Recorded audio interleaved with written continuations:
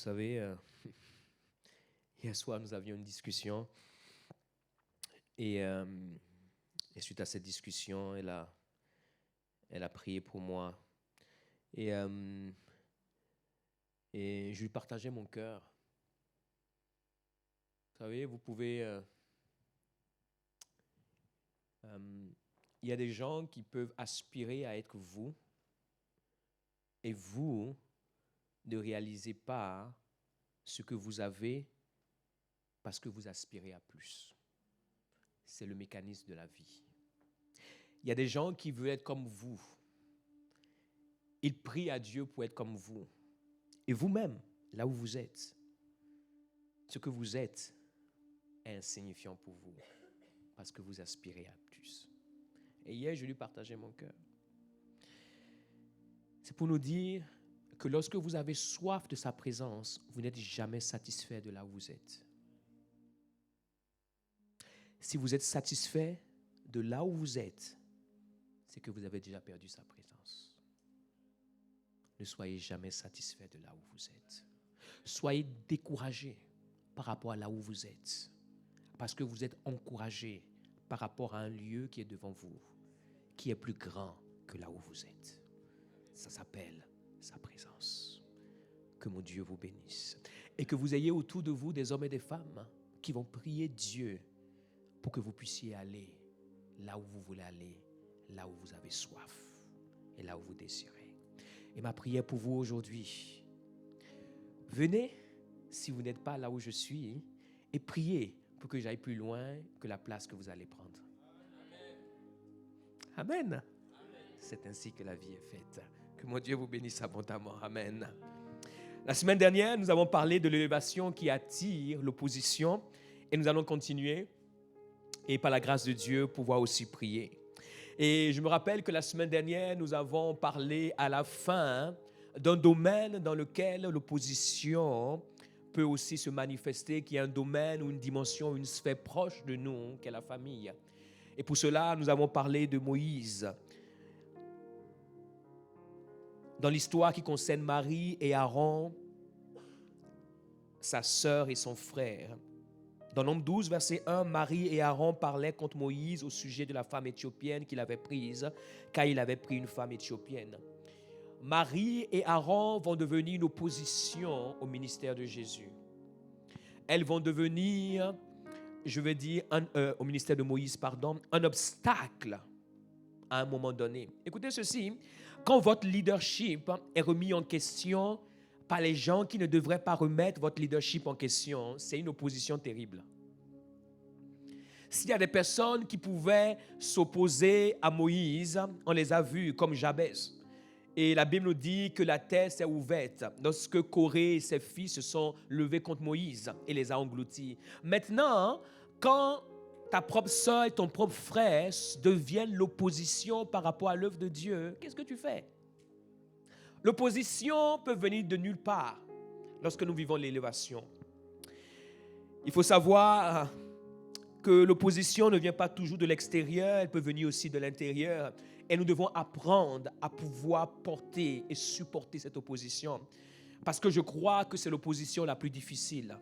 Lorsqu'elle vient des personnes qui vous aiment, que vous aimez et envers qui vous avez une certaine considération et vous ne pouvez pas comprendre comment se fait-il que l'opposition vienne d'eux.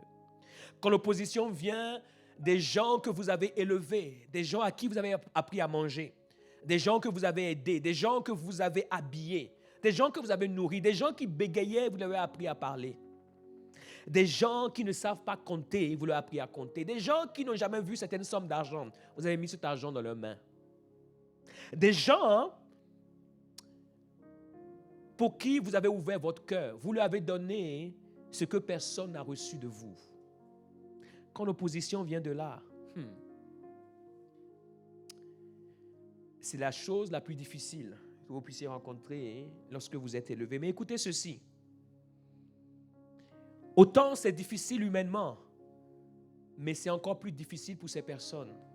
Parce que regardez, l'opposition qui vient de l'intérieur, c'est celle que Dieu combat le plus. et que Dieu punisse sévèrement.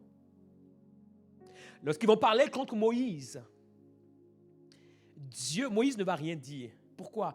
Parce que quand les gens qui sont proches de vous, qui sont de vous, parlent contre vous, vous savez que si vous les détruisez, vous vous détruisez. Donc, vous êtes atteints, mais vous ne pouvez pas les atteindre. Vous êtes atteints, mais vous ne pouvez pas les atteindre. Parce que vous savez que si vous les atteignez, vous vous atteignez vous-même. Vous êtes entre deux. Il n'y a rien de plus compliqué d'être entre deux. Tu es parti de la maison, mais tu n'es pas encore arrivé à destination. Tu es quelque part calé dans un aéroport. C'est compliqué. Malgré la beauté d'un aéroport, ça n'a rien de comparable au confort d'une maison. Tu es entre deux.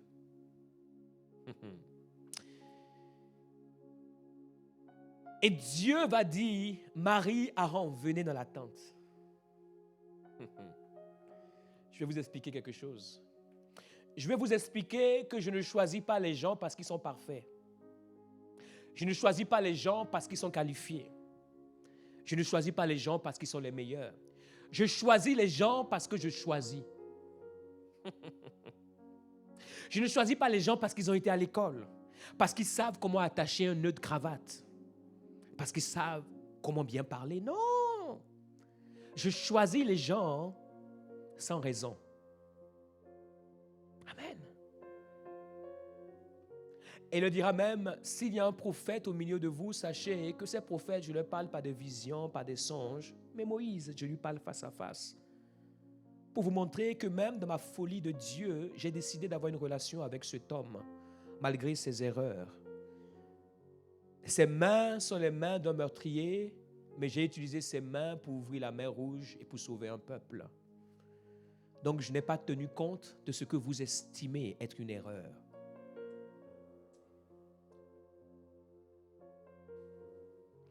Et Dieu va frapper Myriam de lèpre.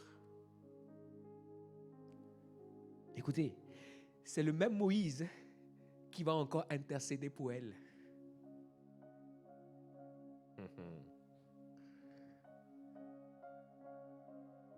Aaron, Dieu réglera son cas plus tard. Mais l'opposition qui vient de l'intérieur, c'est celle qui fait le plus mal. Je prie que Dieu vous donne la capacité, pendant que vous êtes en train de vous élever, d'avoir l'esprit nécessaire pour adresser, confronter et résister à l'opposition qui vient de l'intérieur. Si vous n'êtes pas préparé pour cela, ne cherchez pas une certaine élévation. Si tu veux que Dieu puisse faire de toi le Joseph de ta famille, il faut savoir que tes frères aînés vont se soulever contre toi un jour ou l'autre. Est-ce que tu es prêt à supporter ça? Si tu n'es pas prêt à supporter ça, tu vas mourir en Égypte et aucun de tes rêves ne viendra à la réalisation.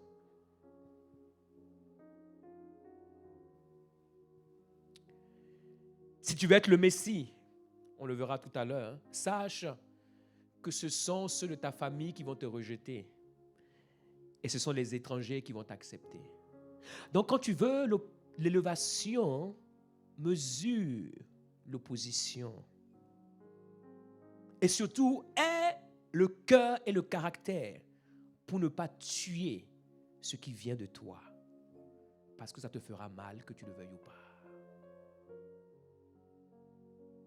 Souvent, les gens veulent une position, mais ils ne savent pas quelles sont les conditions.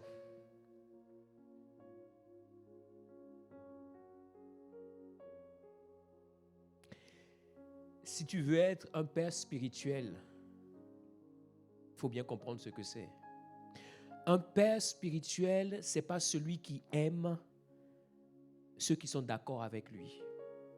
Un père spirituel, une mère spirituelle, ce ne sont pas des personnes qui aiment ceux qui font plaisir à son cœur. C'est une personne qui aime malgré tout. Donc avant de vouloir ça, pose-toi la question de savoir est-ce que ton cœur aime malgré tout. Parce que tu vas recevoir des coups et tu dois aimer malgré tout. Sinon, tu n'es pas un père. Si à chaque fois que ton enfant fait une erreur, tu tues l'enfant, mais je prie pour toi que tu aies des millions d'enfants. Parce qu'avant que tes jours sur terre ne finissent, tu auras déjà tué beaucoup d'enfants.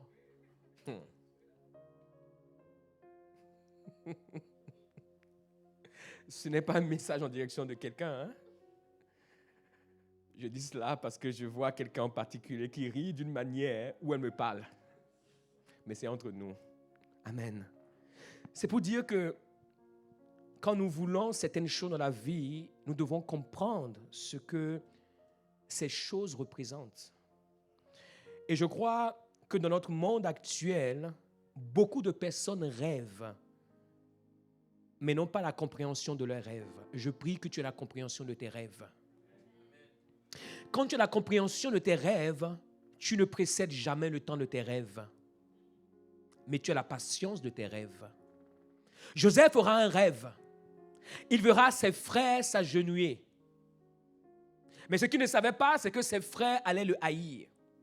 Comment tu fais en sorte que tes frères qui t'ont haï, qui viennent s'agenouiller devant toi alors que tu es puissant, que tu es presque le gouverneur, le roi de l'Égypte, que tu ne les mettes pas en prison et que tu ne les tues pas? Il a fallu 13 ans pour que Dieu prépare le cœur de Joseph. Pour que les frères qui vont le vendre, lorsqu'ils viendront s'agenouiller, que Joseph puisse avoir la compréhension des mystères de Dieu et du cœur de Dieu, pour savoir que ceux qui l'ont haï l'ont aimé en l'envoyant en Égypte. Ça prend du temps. Ça prend des années. Que Dieu te donne la patience du temps et pas la précipitation de l'envie. Sinon, écoute-moi, tu vas tuer Ruben, tu vas tuer Siméon, tu vas tuer Lévi, tu vas tuer Nephtali, tu vas tous les tuer. Et quand tu as fini de les tuer à cause de ce qu'ils t'ont fait, dis-moi, comment la prophétie que Dieu a donnée à Abraham et à Isaac, des 12 tribus, dont Judas, d'où sortira le Messie, s'accomplira?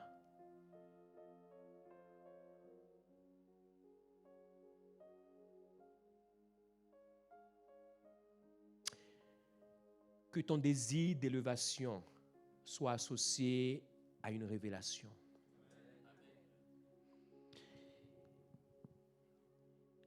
Esther, l'orpheline, a été promue au rang de reine. Elle n'avait plus de père, elle n'avait plus de mère. Mardochée a été son mentor, au point de pouvoir lui permettre d'être préparée de la bonne manière pour arriver à la royauté. Elle sera choisie par le roi Assuérus. Mais lorsqu'elle va arriver au trône, ce qu'elle ne savait pas, parce qu'il faut savoir que dans la vie, chaque trône est toujours associé à un ennemi. Il n'y a pas de trône qui n'a pas d'ennemi. Le trône qui n'a pas d'ennemi ne s'appelle plus trône. S'il y a un trône quelque part, il y a un ennemi quelque part.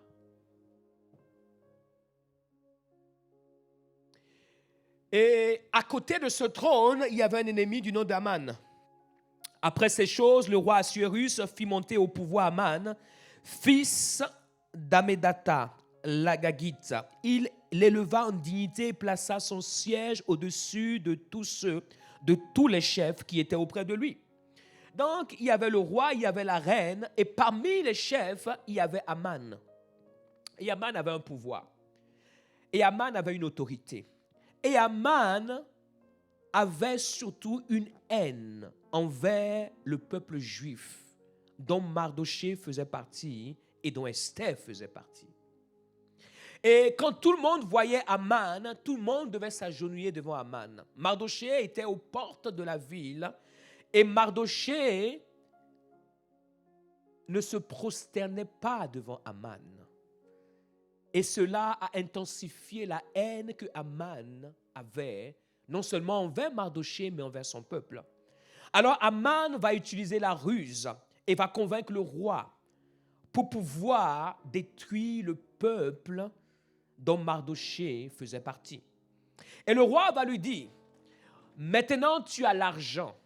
Maintenant, tu as les écrits. Fais ce qui te semble bon pour mettre fin à ce peuple. Pourquoi? Parce que Aman a fait croire au roi que dans son royaume, et il faut savoir qu'à ce moment-là, le royaume d'Assyrus était un grand royaume. Il n'avait pas la maîtrise sur tous les personnes qui faisaient partie de ce royaume. C'est pour cela qu'il avait des dignitaires, des chefs, dont Aman. Il va lui dire, il y a un peuple dans ton royaume. Ce peuple-là, il n'est pas bon pour toi. Mais le roi ne savait pas que la femme qui était à côté de lui, qu'il a choisie pour reine, venait de ce peuple-là. Et donc Aman voulait tuer le peuple de Dieu. La Bible nous dit au verset 13 d'Esther 3, « Les lettres furent envoyées par les courriers dans toutes les provinces du roi pour qu'on détruisît, qu'on tuât et qu'on fit périr tous les Juifs, jeunes et vieux, petits, enfants et femmes, en un seul jour, le 13e du 12e mois, qui est le mois d'Adar, et pour que leurs biens fussent livrés au pillage. » Si nous ne sommes pas préparés à affronter de manière triomphale l'opposition, alors ne réclamons pas l'élévation, parce que ce serait manquer de sagesse. Il faut savoir que si tu veux être élevé, tu ne peux plus dormir comme celui qui était abaissé. Ça s'appelle avoir de la sagesse. Il y a des gens qui veulent être élevés pour dormir. Ce n'est pas possible, ça ne marche pas ensemble. L'élévation et le sommeil, ça ne fonctionne pas ensemble. Parce qu'à partir du moment où tu es élevé et tu es assis sur le trône, tu auras des ennemis. Donc si tu dors, c'est que tu es insensé. Et si tu dors, ça veut dire que tu précipites ta mort.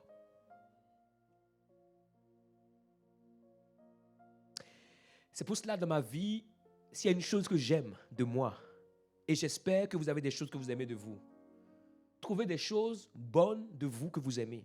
S'il y a une chose que j'aime de moi, il y a plusieurs choses, mais une chose que je peux vous dire, je suis pragmatique et je suis pratique.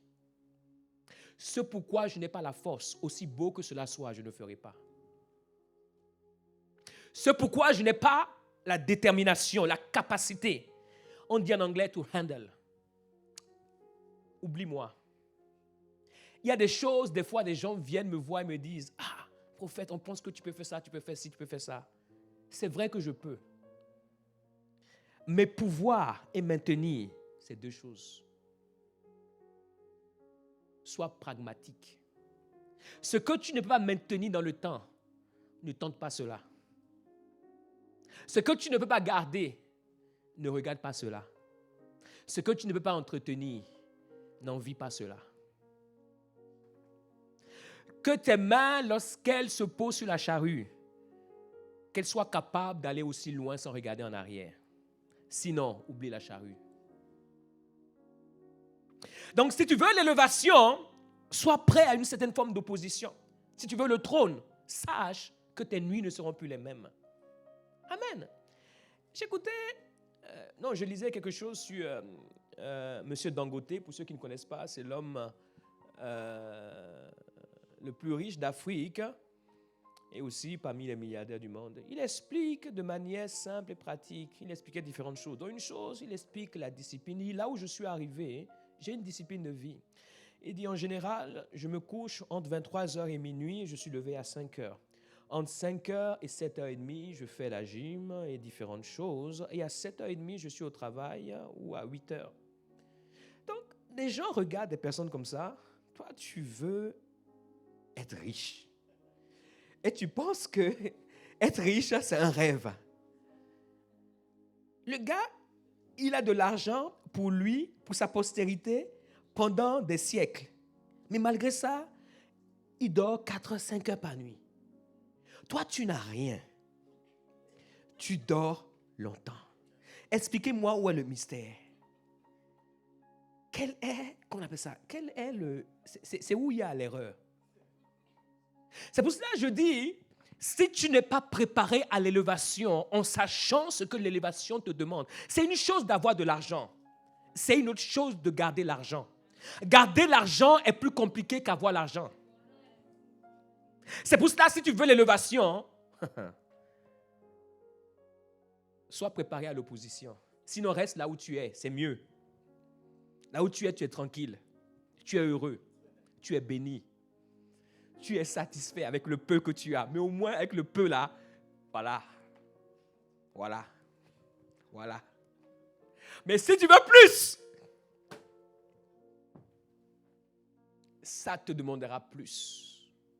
Un jour, on a demandé à Catherine Kuhlman, qu'est-ce que l'onction t'a coûté? Elle a répondu un seul mot. Everything.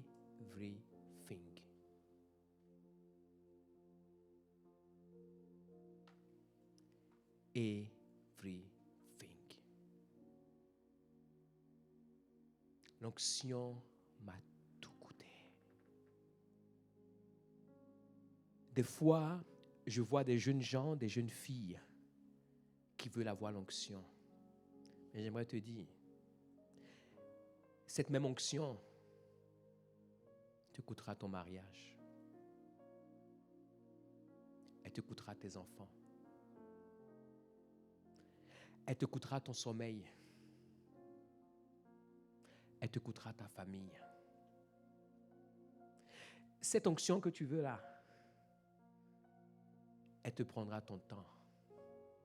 Quand je te regarde, je n'ai pas prêt à ça. Circule, fais autre chose. Va travailler à la défense, à un bon salaire. Aie tes 5 semaines et plus de vacances, tes RTT, tes bonus, tes participations, tes intéressements. Viens à l'église le dimanche, nous allons prier pour toi.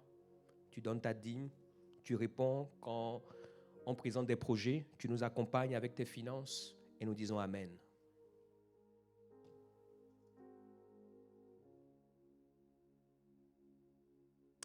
Ne désire pas ce pourquoi tu n'es pas prêt à mourir.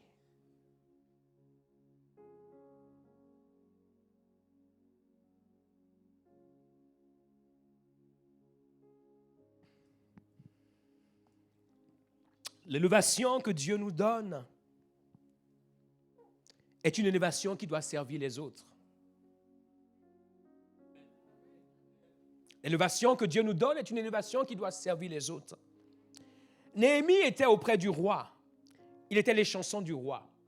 Les chansons, c'est celui qui goûte, c'est le goûteur avant que le roi. C'est-à-dire que si on veut tuer le roi, on va te tuer. C'est-à-dire que quand le roi veut boire, c'est toi qui bois d'abord.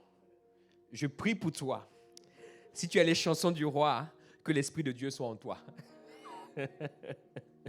C'est-à-dire que c'est toi qui goûtes, donc le roi regarde. Quand tu fais... Le roi dit bravo. Suivant. Et que tu es mort.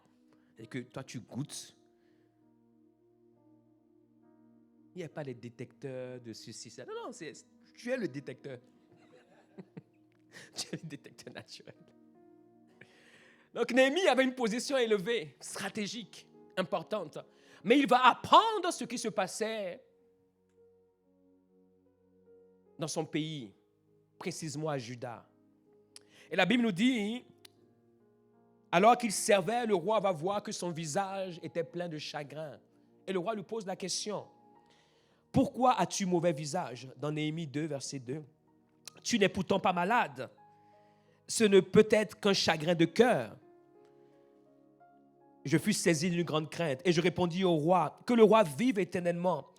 Comment n'aurais-je pas mauvais visage lorsque la ville où sont les sépulcres de mes pères est détruite et que ses portes sont consumées par le feu? Et le roi me dit, que demandes-tu? Et je priai le Dieu des cieux et je répondis au roi, si le roi trouve bon et si ton serviteur lui est agréable, envoie-moi en Juda, vers la ville des sépulcres de mes pères, pour que je la rebâtisse. Il était auprès du roi, il avait une position élevée.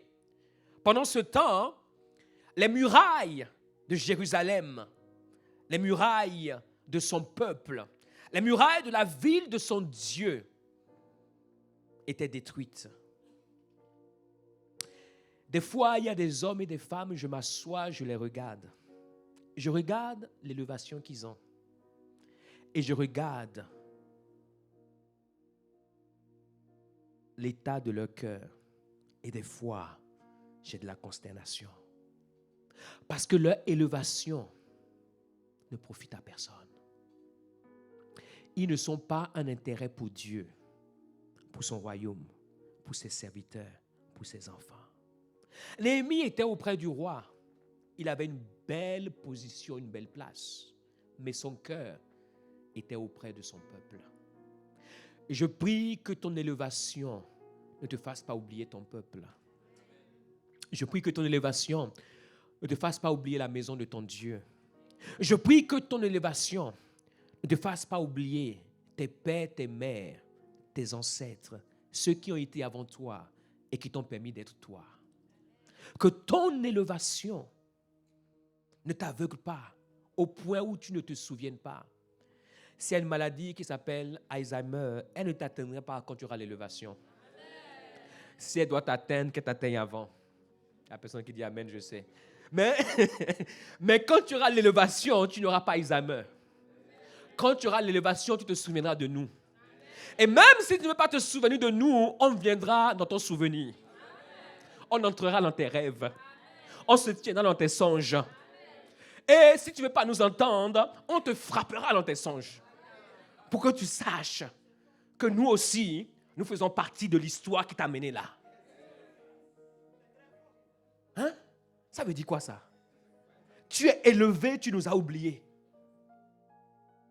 Que Dieu nous évite de telles personnes. Nous t'avons vu naître, nous t'avons fait naître. Et nous avons des problèmes. Et tu as la possibilité de résoudre ces problèmes. Ce n'est pas que tu n'as pas la possibilité. On ne parle pas de gens qui ne peuvent pas. On parle de gens qui peuvent, mais qui ne veulent pas. Et le roi va lui dire, il n'y a pas de problème. Et il va dire au roi, donne-moi des lettres, puisque tu es en autorité. Et regardez ceci. Ce que j'aime dans ce passage, je suis obligé d'aller vite, parce que je vois 2-3 points avec vous. Lorsque le roi lui dit, que demandes-tu? Je vais vous donner un indice. C'est là que vous voyez la différence entre ceux qui savent pourquoi l'élévation là a été donnée. Ceux qui savent qui leur a donné l'élévation. Ceux qui savent pour quelles raisons ils sont élevés. Remettez-moi le verset, s'il vous plaît, dans Néhémie, chapitre 2, verset 3. Verset 4 du moins. Et le roi me dit, que demandes-tu? Quand le roi lui a posé la question, vous savez ce qu'il a fait? Hein? C'est devant vous. Il a fait quoi? Le roi lui a dit, que demandes-tu? Il a dit, roi, patron, tu sais en ce moment, la voiture que j'ai, j'aime beaucoup cette voiture, hein, mais je veux une meilleure encore. Il a prié le Dieu des cieux. Et le Dieu des cieux lui a donné une réponse. Parce qu'il n'a pas prié pour ne pas avoir de réponse. C'est la réponse que le Dieu des cieux lui a donnée qu'il a donnée au roi. Si le roi le trouve bon, si ton serviteur lui est agréable, envoie-moi. Quand il a prié le Dieu des cieux lui a dit, là où tu es bien, tu es confortable. Mais je t'ai élevé pour un but, je t'ai élevé pour une raison. Je t'ai élevé pour que tu deviennes une aide. Je t'ai mis en capacité pour que tu soutiennes. Effectivement, le roi va donner les lettres. Il va arriver à Juda et il va commencer. Il dira plus tard, le roi me donna ces lettres car la bonne main de mon Dieu était sur moi. Le roi lui a donné les lettres parce qu'il voulait faire la volonté de Dieu. Écoute-moi, si tu veux réellement faire la volonté de Dieu, même ce qui est humainement impossible, Dieu te permettra de pouvoir le faire. C'est pour cela quand souvent les gens prient certaines prières et ils n'ont pas de réponse, des fois, il y a plusieurs choses, il y a plusieurs raisons, il y a plusieurs choses qui peuvent expliquer le pourquoi du comment. Mais des fois aussi, je leur demande, ok, pourquoi tu veux faire ce pourquoi tu pries là? C'est pourquoi? C'est pour quelle raison? Et des fois, je pousse les gens à faire un vœu. Il y a des fois, il y a des choses que tu veux faire, mais Dieu sait que s'il te donne, tu vas l'oublier. Et pour être sûr, Dieu veut que tu fasses un vœu. Parce que le vœu, écoute-moi, tu peux l'oublier, mais le vœu va te hanter. Tu peux oublier le vœu, mais le vœu va te hanter.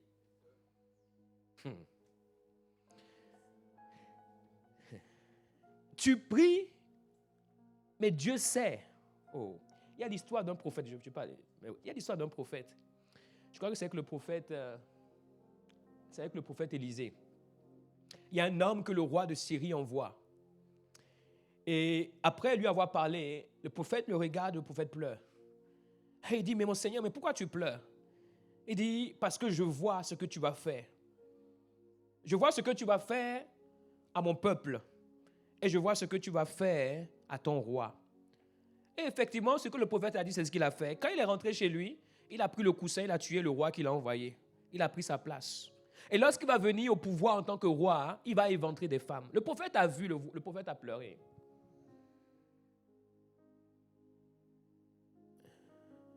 Des fois, il y a des choses qu'on demande à Dieu, mais Dieu voit. Dieu ne voit jamais le présent. Il voit le futur. Dieu voit. Il faut dire non, cet homme-là, faut pas. Il dit aux anges, s'il vous plaît, que personne d'entre vous ne se hasarde à descendre sur terre pour vous occuper de cet homme. Que personne ici ne se hasarde à descendre pour vous occuper de cette femme. Si quelqu'un d'entre vous, par excès de zèle, essaie de coûter sa prière pour descendre sur terre, je vous envoie dans le camp de Satan en même temps. Et tous les anges se mettent en garde à vous. Ce que tu veux là, c'est pourquoi. Que Dieu nous donne de vouloir pour lui. Et lorsqu'il arrive, Dieu lui ouvre les portes. Mais la Bible nous dit, mais Sambala, Tobija, les Arabes, les Ammonites et les Asdodiens furent très irrités en apprenant que la réparation des murs avançait et que les brèches commençaient à se fermer. Ils se liguèrent tous ensemble pour venir attaquer Jérusalem et lui causer du dommage. Nous priâmes notre Dieu et nous établîmes une garde jour et nuit pour nous défendre contre les attaques. Dieu leur a ouvert la porte, mais lorsqu'ils sont arrivés, Tobija, Sambala, les Ammonites, les Arabes et tous ceux qui étaient là vont se lever contre eux. Vous trouvez cela dans Néhémie 4, 7, 9, pour ceux qui notent. Et il va dire, non seulement nous allons prier à Dieu, mais ils vont dire, nous établir une garde jour et nuit. Ça veut dire quoi? L'élévation qui les a amenés, Néhémie et tous ceux qui étaient avec lui, à pouvoir offrir au peuple la possibilité de voir les murailles être construites, n'est pas venue sans opposition. Et face à cette opposition, écoutez ceci, ils ont dû élever leur niveau de vigilance. Parce que l'opposition va avec les attaques. Et ils vont devenir des veilleurs de nuit. Des veilleurs de nuit. Ce que Dieu te donnera ne viendra pas sans opposition. Elle ne viendra pas sans effort de ta part. Ce ministère que tu veux là, j'aimerais te dire, oublie ce sommeil que tu aimes. Si tu n'es pas prêt à ça, laisse tomber. Ce type de mari que tu veux là, où il prie pour les gens,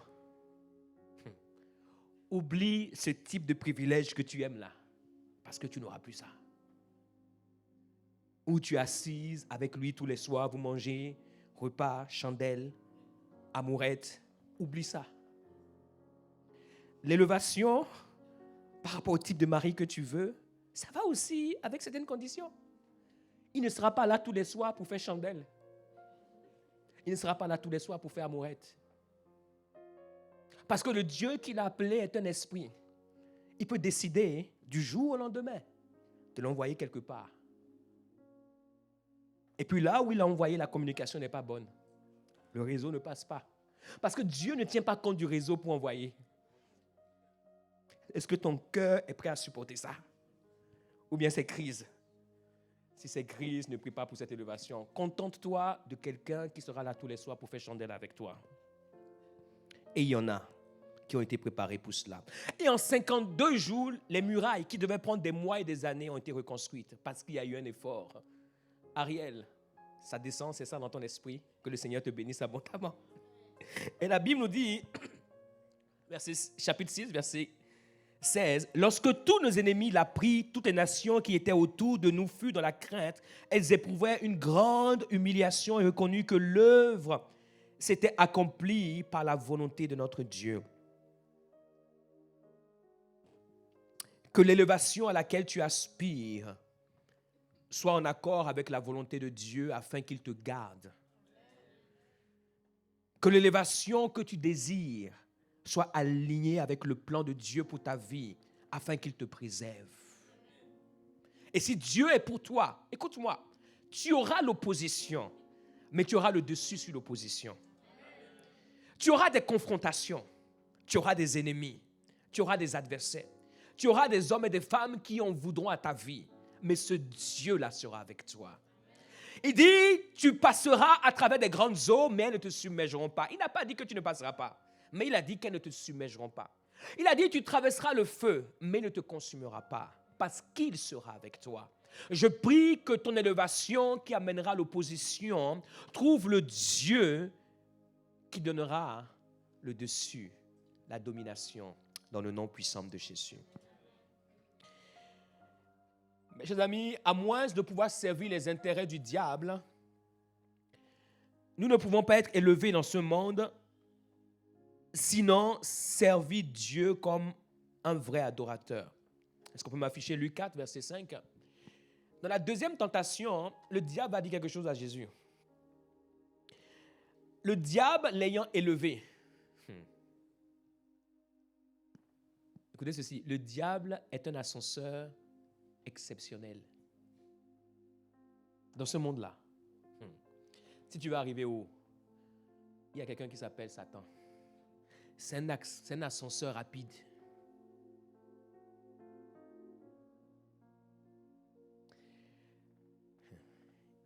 Il a élevé notre maître. Toi, tu es qui? Moi, je suis qui? Nous sommes qui? Il a élevé. Aïe, aïe, aïe. Lui montra en un instant. Il est fort. C'est-à-dire qu'en un instant, il peut te montrer la terre entière.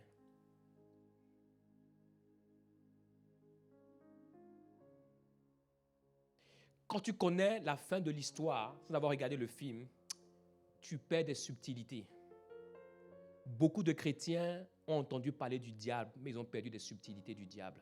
Que mon Dieu t'aide à pouvoir comprendre les subtilités du diable.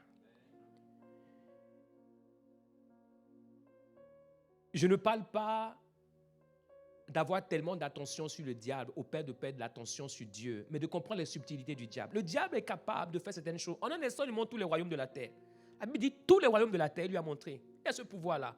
Alors, à votre avis, des gens qui ne sont pas aussi élevés spirituellement que Jésus, quand le diable montre tous les royaumes de la terre, qu'est-ce qu'ils font, à votre avis?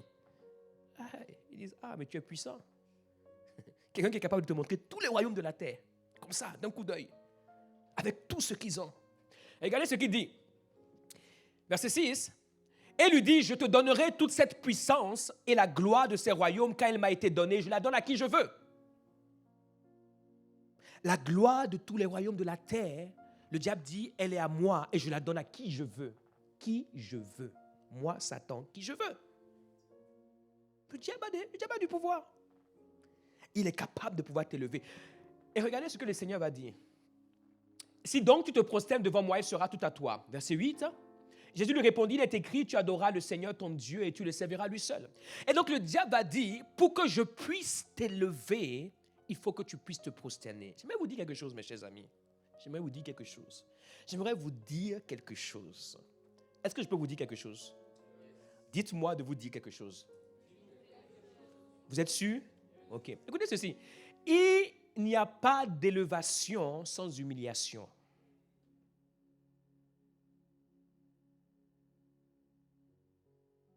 Sur cette terre, celui que tu adores, devant lequel tu es humilié, c'est celui qui t'élèvera. Et il n'y en a pas trois, il n'y en a que deux. Soit c'est Dieu, soit c'est le diable. Donc, quand tu sers Dieu comme quelqu'un qui ne sert pas Dieu, il faut savoir que tu sers le diable. Si tu sers Dieu comme quelqu'un qui ne sert pas Dieu, et nous sommes ici sur cette terre, et nous te voyons élevé, même si tu ne sais pas le diable, tu l'as déjà servi. Je ne sais pas si j'ai parlé à un homme ou une femme aujourd'hui, mais j'ai parlé à une espèce humaine. Je répète, je dis, si tu es sur cette terre et tu ne sers pas Dieu, comme quelqu'un qui doit servir Dieu, mais néanmoins sur cette terre, on ne sait comment, mais simplement nos yeux ont vu que tu es élevé, nous arrivons à la conclusion. Puisque tu ne sers pas Dieu comme quelqu'un qui sert Dieu, c'est que tu sers le diable comme quelqu'un qui ne sait pas qui sert le diable.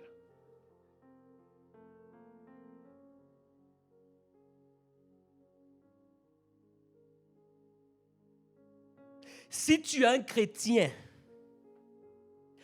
et tu veux être élevé, et en tant que chrétien, tu ne sers pas le diable, mais en tant que chrétien, ta manière de servir Dieu ne montre pas à Dieu que tu es un serviteur de Dieu et que tu es un adorateur de Dieu. Tu ne peux pas être élevé. Soit tu sais l'un qui t'élèvera, soit tu sais l'autre qui t'élèvera. Mais dans tous les cas de figure, si tu es arrivé à être élevé, c'est que tu as servi l'un des deux. Mais la manière dont tu sers Dieu, qui ne nous prouve pas que tu sers Dieu, et dans ta vie, nous constatons l'élévation, ça nous prouve que tu sers le diable.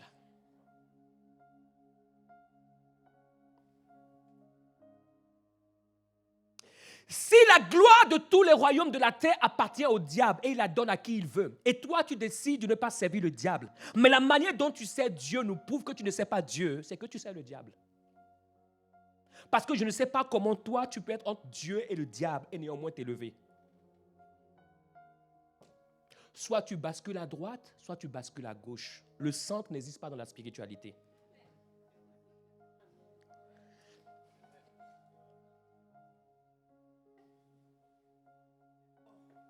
Donc, je ne comprends pas les chrétiens qui sont élevés, mais c'est quand tu es élevé que tu n'as plus de temps pour Dieu. Je préfère te dire et t'annoncer. Moi, je suis un prophète. Les pasteurs, ils vont arranger les choses. Je préfère te dire la vérité.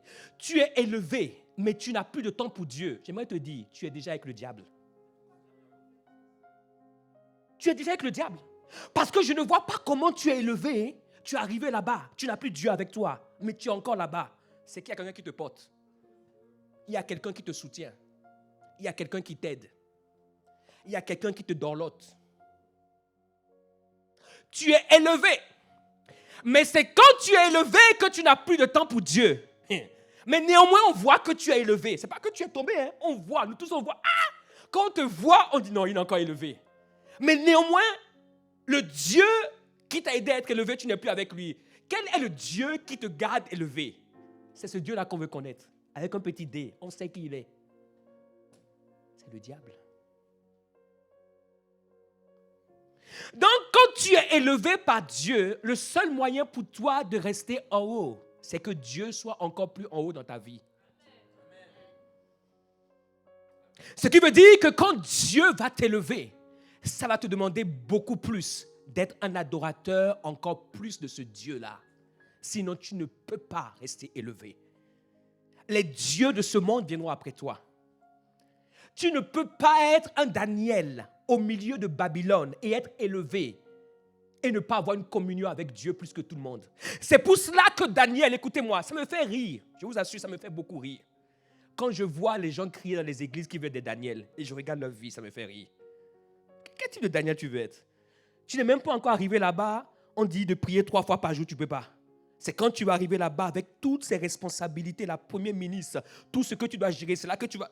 Déjà, petite prière qu'on dit là, petite prière, petite prière, on te voit. On a commencé à peine 5 minutes.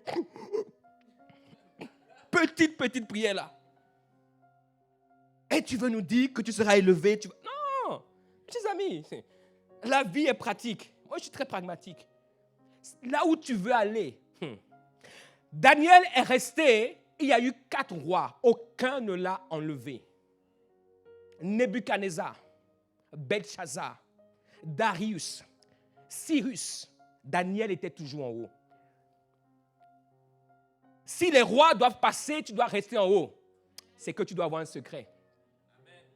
La Bible nous dit que malgré son emploi du temps, 3 fois le jour, Daniel, il a compris que pour être élevé, tu dois t'assurer que Dieu est élevé dans ta vie. Je prie pour toi, que là où tu veux aller, que tu amènes Dieu dans tes valises. Je prie pour toi, que tu aies une pratique de Dieu que personne ne va t'enlever. Je prie pour toi, que la grâce de Dieu soit ce sur quoi tu comptes.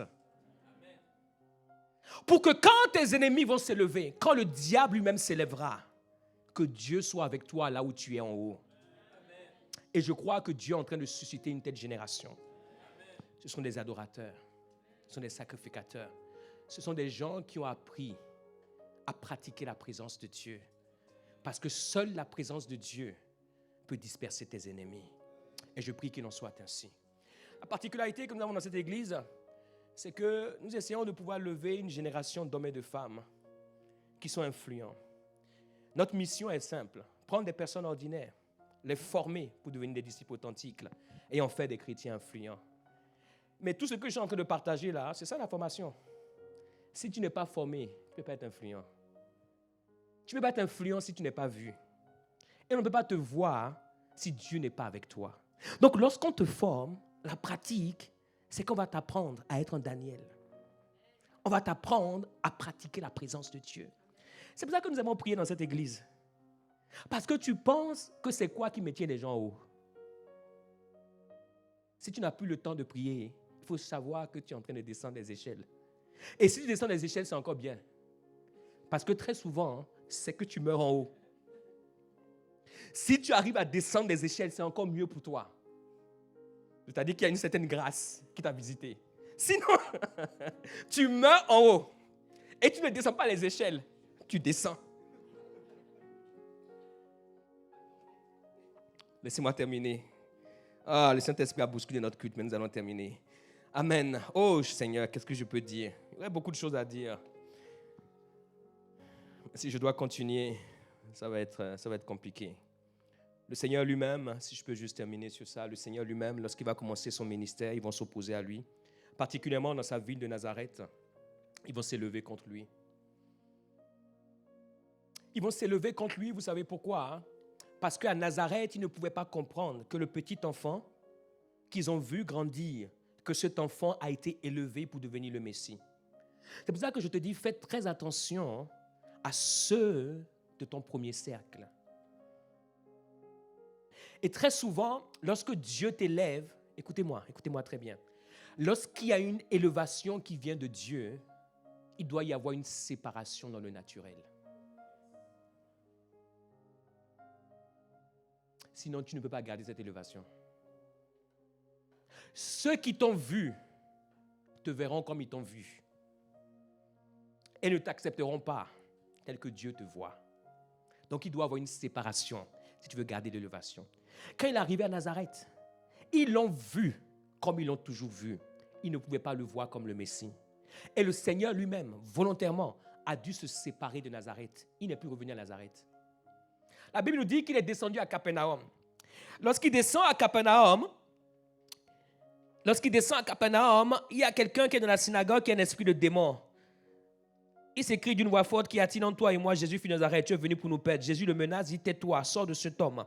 Et la Bible nous dit: tout le monde fut saisi de stupeur. Et au verset 37, dans Luc 4, la Bible nous dit: et sa renommée se répandit dans tous les lieux d'alentour.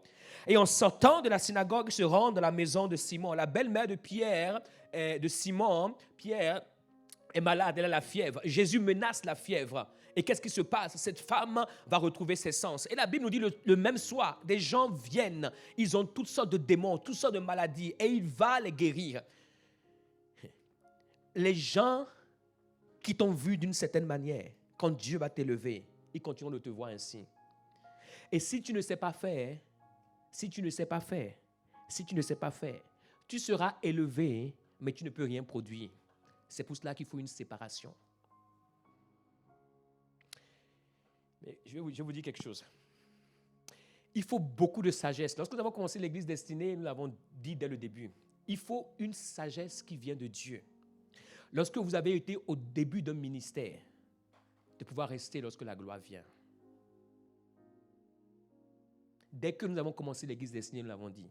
Et nous l'avons toujours dit. Parce que la plupart des gens qui commencent, que ce soit dans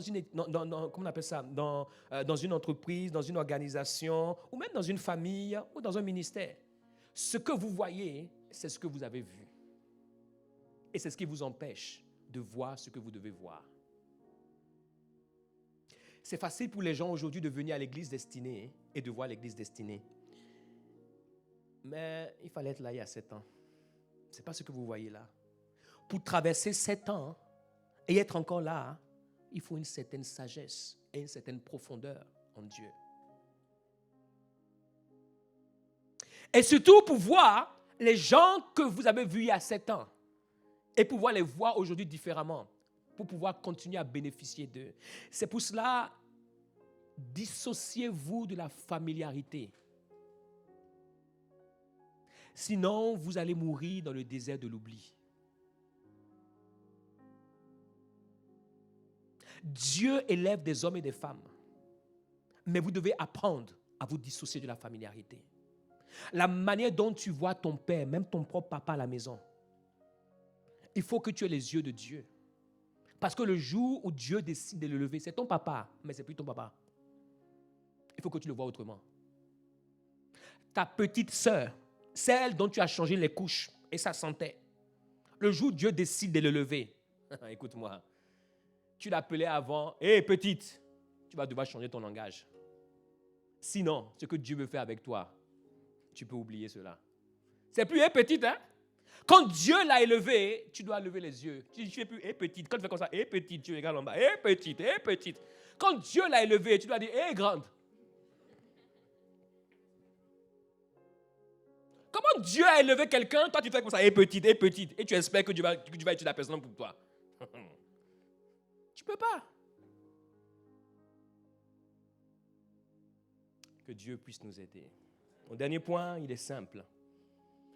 Le secret de tous ces hommes, toutes ces femmes qui ont résisté à l'opposition de l'élévation, c'est la prière, c'est l'intimité, c'est la relation. C'est quoi? C'est la chambre haute. C'est pour ça que Jésus leur dira, restez à Jérusalem. Restez là. Et la Bible nous dit, pendant 10 jours, ils resteront dans cette chambre haute. La question que je me pose, à votre avis, il y avait combien de lits dans la chambre haute? Il y avait combien de chambres dans la chambre haute? Mais ils étaient 120. Quelle chambre haute peut contenir 120? La Bible n'a pas dit dans un hôtel haut. On a dit une chambre haute. Est-ce que vous lisez la même Bible que moi? Une chambre qui est haute. Ah, comment ils ont fait pendant 10 jours? Là où la présence de Dieu se manifeste, c'est un lieu de proximité. C'est un lieu d'intimité. C'est un lieu de senteur. C'est un lieu d'humanité. Ce n'est pas un lieu de volupté. Ce n'est pas un lieu de gloire. C'est un lieu d'humilité. 120 dans une chambre qui est juste haute. Quelle odeur. Quelle acceptation des uns des autres. Quelle considération des uns des autres. Quelle proximité. Quelle humanité. Quelle relation. Pourquoi? Là où Dieu se manifeste, il n'y a pas des membres. Il y a un corps.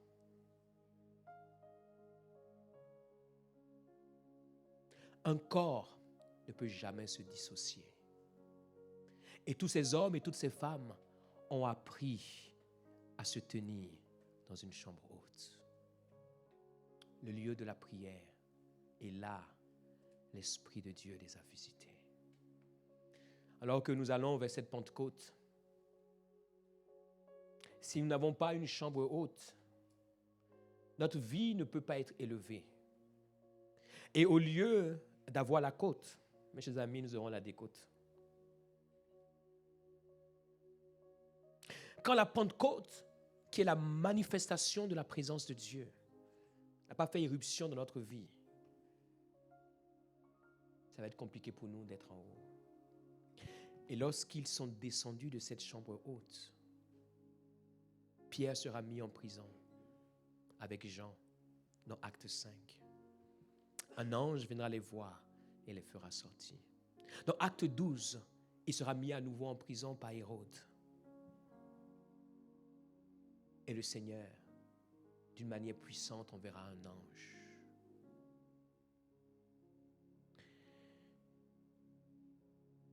Tu auras des ennemis. C'est pour cela que tu as besoin de la Pentecôte, pour que l'Esprit de Dieu puisse t'envelopper. Le Seigneur Jésus-Christ lui-même était en Égypte, tout petit, parce que Hérode voulait le tuer. Et un jour, l'ange de l'Éternel dira à Joseph, ceux qui en voulaient au petit enfant sont morts, en parlant d'Hérode. Maintenant, on retourne. Et c'est comme ça qu'il reviendra à Nazareth. Il y a des hommes et des femmes qui en veulent à ta vie. Si tu n'es pas élevé, t'inquiète pas pour ça. C'est un message pour quelqu'un d'autre. Tu as juste perdu un peu de temps en venant aujourd'hui, mais ce n'est pas bien grave, tu pourras passer le message à quelqu'un d'autre. Mais si tu veux être élevé, si Hérode en voulait à Jésus et qu'il a dû fuir, Hérode, ce n'est peut-être pas le prénom populaire, mais trouve un autre prénom. T'en veux quelque part. C'est pour cela que tu dois être un homme, une femme de l'esprit. Tu dois avoir une chambre haute où l'Esprit de Dieu peut te parler. Amen. Aie du temps pour ta vie, aie du temps pour ta famille, aie du temps pour ton mari, pour ta femme, pour tes enfants. Aie du temps pour tes études, aie du temps pour ton travail, pour tes vacances. Mais assure-toi qu'au milieu de ce temps, 24 heures par jour, tu marques une ligne de démarcation. Ça, c'est le temps de la chambre haute pour Dieu. Et ce Dieu sera avec toi. J'aimerais que nous puissions nous lever. Nous espérons que vous avez été édifiés et inspirés par cet enseignement. Nous vous invitons à continuer à nous suivre via nos réseaux sociaux. Si vous le souhaitez, vous avez la possibilité de soutenir notre vision de former des disciples authentiques à travers nos liens PayPal, Helloasso et RIB. Nous nous réjouissons aussi à l'idée de vous accueillir lors de nos célébrations hebdomadaires dont les horaires sont indiqués sur nos pages Instagram et Facebook. Demeurez abondamment bénis